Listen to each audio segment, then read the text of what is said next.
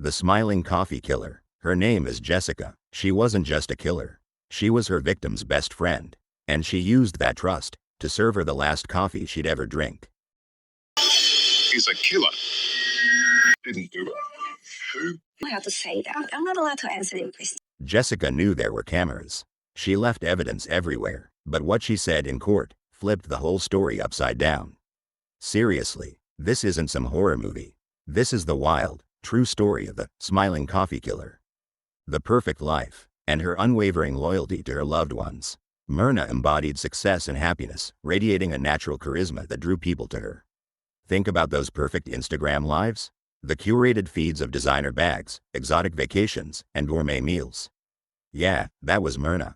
But for her, it wasn't a facade. She genuinely had it all: a loving family, a supportive husband, a thriving career, and a wide circle of friends who adored her.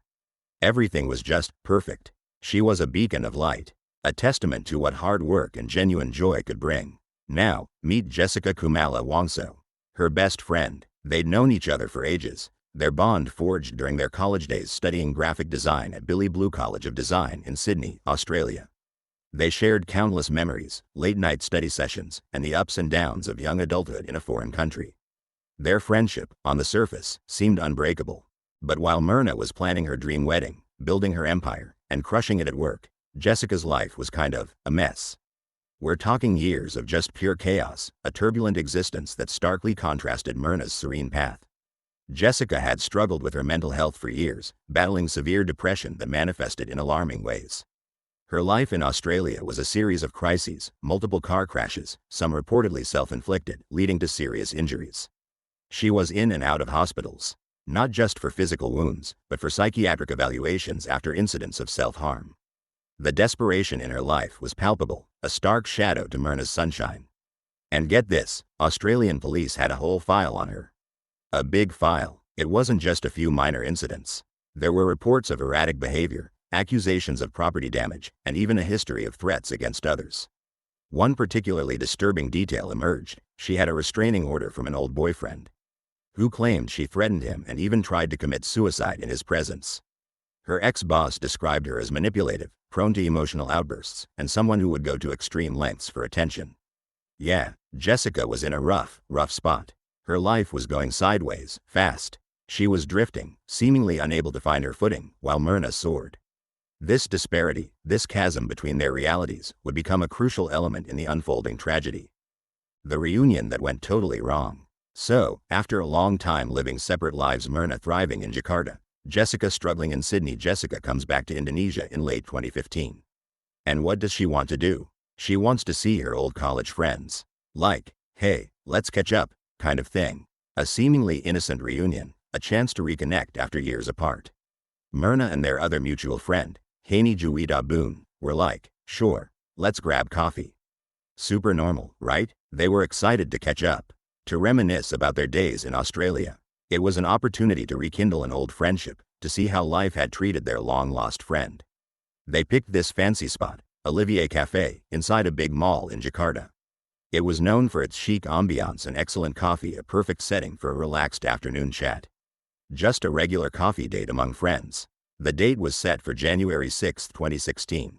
But here's the crazy part, the detail that sends shivers down your spine. This cafe had cameras everywhere, not just a few strategically placed ones, but a comprehensive surveillance system capturing almost every angle of the establishment. And those cameras? They were about to record something absolutely chilling, a series of events that would be replayed countless times in court and on national television. Get this timeline, it's January 6, 2016. Mirna's a little bit late. No big deal, right? People often run a few minutes behind. But Jessica, she shows up hours early. Not just 10 minutes, not half an hour. We're talking like an hour and a half before Mirna was even supposed to be there. Why so early for a casual coffee with friends? It immediately raises a red flag in retrospect. And she wasn't just sitting around idly, scrolling through her phone. Nope, the video shows her with a calculated precision, a methodical approach. She's seen picking a super specific table. It was tucked away, kind of hidden behind some big plants, away from the main thoroughfare of the cafe. It was almost like she didn't want anyone really watching her, like she was seeking a discreet, out-of-the-way spot. Was she anticipating a clandestine act? Then she pulls out these 3 big paper shopping bags. Not just one, but 3, seemingly innocuous bags. But get this, they were empty. No shopping inside. She hadn't been on a shopping spree. These weren't spontaneous purchases. She carefully, deliberately, put these empty bags on the table. Like a wall, right between her and where Mirna would sit. Almost like she was trying to hide something, to create a visual barrier, a small, private alcove within a public space. What was she doing behind those bags? We don't exactly know, not with 100% certainty from the video alone. But what we do know is that she ordered Mirna's coffee. Just Mirna's, an iced Vietnamese coffee, a drink that Mirna specifically requested via a group chat earlier. For herself and Haney, nothing yet, just Mirna's drink. Super weird, right? A hostess or a thoughtful friend might wait for everyone to arrive before placing a group order. But Jessica ordered only Mirna's. This isolated action, combined with her early arrival and the placement of the bags, would later become critical pieces of the prosecution's puzzle. Painting a picture of premeditation. One sip, that was it. So, Mirna finally walks in, all smiles. Her vibrant energy filling the cafe. Happy to see her friends, especially Jessica, whom she hadn't seen in years.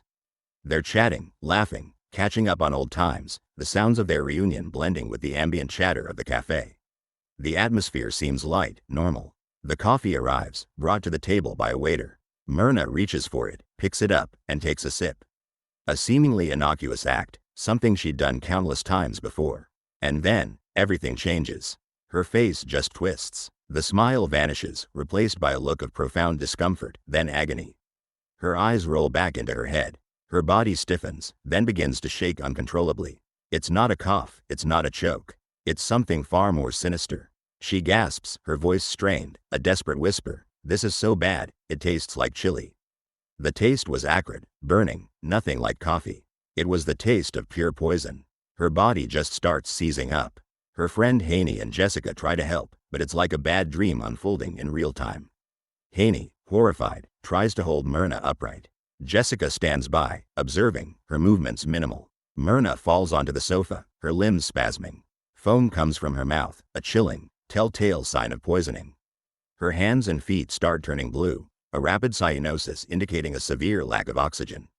Her breathing becomes labored, then ceases. Everyone in the cafe starts freaking out. The once calm ambiance erupts into chaos. Patrons gasp, staff rush over. Someone calls an ambulance, their voice trembling with urgency. But it was too late. By the time Mirna got to the hospital, barely minutes after that single, fatal sip, she was gone. Dead. Her life, so full of promise, extinguished in an instant in the most horrific way imaginable. A casual coffee turned into a murder scene, and a friendly reunion became a farewell. The investigation starts, a trail of pure poison. So, what happened? How could a healthy, vibrant young woman simply drop dead after a sip of coffee? The doctors at the hospital figured it out super fast. It was cyanide, not just a tiny bit. Forensic analysis revealed a lethal dose enough to kill someone, fast. The speed of Mirna's collapse was a chilling testament to the potency of the poison. And the source? That iced Vietnamese coffee, the very drink Jessica had ordered specifically for Mirna. Suddenly, suspicion narrowed. Everyone looked at the last person who touched that cup, Jessica. Remember those empty shopping bags Jessica put on the table? Police later found them to be, you guessed it, empty. Total decoys. Their presence on the table, seemingly innocent, took on a sinister new meaning. They weren't there to hold purchases, they were there to conceal an act. But here's the really chilling part, the moment that truly seals the case in many people's minds, when cops watched the cafe video frame by frame. Meticulously analyzing every second, they saw something sneaky, something almost imperceptible to the naked eye. As soon as Mirna's coffee landed on the table, Jessica subtly moved those bags. She actually blocked the camera's view of the cup for several minutes. It wasn't an accident. Her movements were deliberate, precise. And when she moved the bags back, the coffee looked different. It was lighter, a weird, golden color, a hue unlike a freshly made iced Vietnamese coffee. It had changed. The police were like, yep, that's when she did it. That's when Jessica put the cyanide in Mirna's drink. The evidence, while circumstantial, was compelling. The timing, the deliberate blocking of the camera, the change in the coffee's appearance, it all pointed to one person. And how did Jessica act when Mirna was literally dying in front of her? This is where the narrative becomes truly unsettling. While Haney was freaking out, screaming for help, frantically trying to assist her dying friend, Jessica just stood there, observing, calm, like, super calm. Her demeanor was strangely detached, almost clinical. There was no panic, no frantic attempt to save her best friend. She didn't call for help, she didn't administer first aid. She simply watched, not exactly how you'd expect a best friend to react, right? It was just unsettling. Her chilling composure in the face of such a horrific event became a key point of contention and suspicion, feeding the narrative of a cold, calculating killer. Friendship turns super dark. So, why would Jessica do something so evil? What could possibly drive someone to betray and murder their best friend in such a brutal, calculated way? The police and lawyers painted a picture of pure, dark jealousy. This wasn't a crime of passion, but a premeditated act fueled by deep-seated resentment. Remember Jessica's messy life? All those problems, the instability, the self-destructive tendencies? Now compare that to Mirna's perfect, newlywed, happy life. The contrast was stark, almost unbearable for someone like Jessica who seemed to be spiraling. Investigators found out that when they were in Australia, Mirna, being the strong, no-nonsense friend, had given Jessica some tough advice. Like, she told Jessica to break up with a controlling boyfriend, a man Mirna believed was detrimental to Jessica's well-being. She also urged Jessica to get her life together, to seek help for her issues, to find stability. Mirna, with good intentions, probably thought she was helping, offering a lifeline to a struggling friend. But for Jessica, who was already struggling with her own demons, already feeling like a failure, maybe hearing that from Mirna, who seemed to have it all, was just too much. It might have felt like a huge slap in the face. Humiliating. Instead of seeing it as helpful advice, Jessica might have perceived it as condescending, as Mirna flaunting her seemingly perfect life and judging Jessica's chaotic one. And there were other little spats, other moments of perceived rejection. When Mirna didn't take Jessica's advice on other things, or when she seemed to dismiss Jessica's problems, Jessica supposedly felt rejected, like Mirna was just brushing her off, treating her as less important, less worthy. These small slights, coupled with the profound envy, festered. So, here's the theory, the prosecution's chilling narrative. Jessica saw Mirna's perfect marriage, her perfect life, her seemingly effortless success, and it just made her burn with jealousy. It was a constant reminder of everything Jessica didn't have: stability, happiness, a loving partner, a successful career. Mirna became a mirror reflecting Jessica's own perceived failures, a constant, painful comparison. And that feeling? It exploded into a dark obsession. Mirna's perfect life became a target. The jealousy morphed into a desire to destroy, to obliterate the source of her pain, to equalize the playing field in the most horrific way imaginable. The motive, the prosecution argued, was as old as time: envy. The trial, a TV show that was all too real. Jessica's arrest? It shocked everyone in Indonesia. The story spread like wildfire, dominating headlines and social media. But then came the trial. And it wasn't just a legal proceeding, it was an unprecedented national spectacle. Oh man, this wasn't just any trial. This was like the biggest reality show on TV. But, with real murder, real tears, and real lives on the line. For months, it was live on national television. Every single day, millions and millions of people were glued to their screens, captivated by the unfolding drama. They watched every piece of evidence, every witness testimony, every tense moment, from the comfort of their living rooms. It was a true crime phenomenon before true crime documentaries were even a mainstream genre. The lawyers for the police and prosecution built a strong case. Even though a lot of it was like putting puzzle pieces together, relying on circumstantial evidence and expert testimonies, they presented a compelling narrative. That cafe video? That was their superstar evidence. It played on repeat, scrutinized by millions. People watched it over and over, dissecting Jessica's every move, every subtle action. It was the silent witness, speaking volumes. The cafe workers, the paramedics, they all told the same harrowing story about how fast Mirna died, how sudden and violent her reaction to the coffee was. Their eyewitness accounts corroborated the swift, lethal effects of the poison. And then there were the experts. Scientists who knew about poisons, who meticulously explained the effects of cyanide and how a lethal dose could be administered. Psychologists from Australia who talked about Jessica's past behavior, how she threatened people, how she hurt herself, how she exhibited a consistent pattern of manipulative and attention-seeking behavior. They basically said Jessica was super manipulative and always wanted attention, that her past actions showed a clear pattern of someone capable of extreme behavior when faced with perceived rejection or failure. They painted a picture of a deeply disturbed individual. But Jessica's lawyers? They fought hard, launching a fierce defense. Their big argument, their cornerstone: the autopsy was bad. They said the first look at Mirna's body wasn't done right, that the initial investigation was flawed. So, they argued, you couldn't really say for sure how she died, creating reasonable doubt. They pointed out that only a tiny amount of cyanide was found in Mirna's stomach, and none in her blood or liver. They even said the tiny bit of cyanide found could have gotten there after she died, like from the hospital, or that the sample itself was contaminated.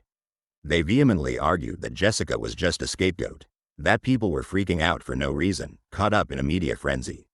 They tried to present alternative theories, suggesting that Mirna might have died from other health issues or that someone else entirely was responsible. And Jessica herself? The whole time she was in court, she was super calm. Like, almost always smiling, even during the most damning testimonies. Her composure was unnerving, almost eerie. She rarely showed emotion, maintaining a placid, almost bored expression. It was weird. That's where the "smiling killer" nickname came from. It just made the whole thing even more creepy and mysterious, adding another layer of intrigue and unsettling ambiguity to an already sensational case. Was it a mask of innocence? Or a chilling display of a cold, unfeeling killer? The nation debating. The verdict: was justice served? After months of crazy stories, tons of puzzle pieces of evidence, and a whole country holding its breath, glued to their screens, the judge made a decision. The anticipation was palpable. In October 2016, Jessica KUMALA Wongso was found guilty of planning and carrying out Mirna's murder. The court, after weighing all the evidence and testimonies, was convinced of her culpability. She got 20 years in jail. The court said she poisoned Mirna because of pure jealousy and anger, meticulously detailing the evidence that led to their conclusion, from the surveillance footage to the expert testimonies. They believed the motive of envy was strong enough to drive her to such an extreme act. Jessica tried to fight it. She appealed the decision again and again, all the way to Indonesia's highest court, the Supreme Court. But they kept saying, nope, guilty. Every appeal was rejected, reaffirming the initial verdict. For a lot of people, this was it. Justice was finally served. The killer was caught, and Mirna's family could finally begin to find some semblance of peace, knowing that the person responsible for their daughter's death was behind bars. The public outcry for justice was immense, and the verdict largely satisfied the nation's demand for accountability. But for others, especially those who listened closely to her lawyers and the points they raised about the autopsy, there are still questions. Was the evidence really strong enough? Could there have been another reason for that tiny bit of cyanide? The lingering doubts persist for some, fueling conspiracy theories and endless debates online. To this day, Jessica Wongso says she's innocent. From behind bars, she maintains her composure, her almost enigmatic smile, and her unwavering denial. She claims she was set up, that she was a convenient scapegoat in a high-profile case. She says she loved Mirna and would never hurt her, insisting on her unwavering friendship. But Mirna is gone, her vibrant life cut tragically short. And only one person truly knows what really happened in that coffee shop, behind those empty shopping bags, on that fateful January morning. The truth, in its entirety, remains locked within the mind of one person. The "smiling coffee killer" case. It grabbed a whole country, holding it in a morbid fascination. It showed us how dark jealousy can get, how envy can fester into something truly monstrous. And it's a chilling reminder that sometimes, the scariest betrayals come from the people we trust the most, from those we call friend. It's a stark warning that even in the most seemingly mundane of settings, tragedy can strike with terrifying speed and malice. And sometimes, a simple cup of coffee can hold the deadliest secret. So, what do you think? Did they get it right? Was justice truly served, or are there still lingering doubts about the "smiling coffee killer"? Let us know your thoughts in the comments below. And if you want more insane true crime stories like this one, stories that delve into the darkest corners of the human psyche, make sure to smash that subscribe button and hit the bell so you don't miss our next wild deep dive. Thanks for watching.